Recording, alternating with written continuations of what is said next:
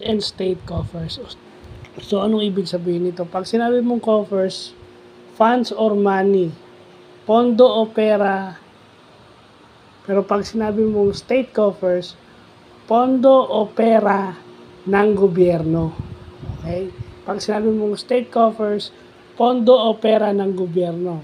Whether barangay, local government unit, department agencies kagaya ng DepEd, DSWD, DPWH, yung mga ganyan. Diba? PhilHealth, yan, mga state coffers yan.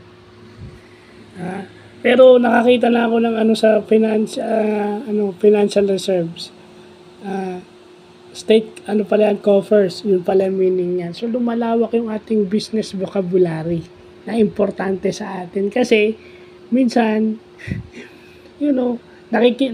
nagbabasa tayo ng news. Pero hindi natin naiintindihan yung ibang mga words. Kasi, yung ibang mga news, yung ibang gumagawa ng news, is hindi naman pinasisimple yung salita. Ibig sabihin, hindi man lang sila naglalagay ng sa baba, parang footnote na Although sinabi ng presidente na, pag sinabi mong state coffers, may mga tao bang,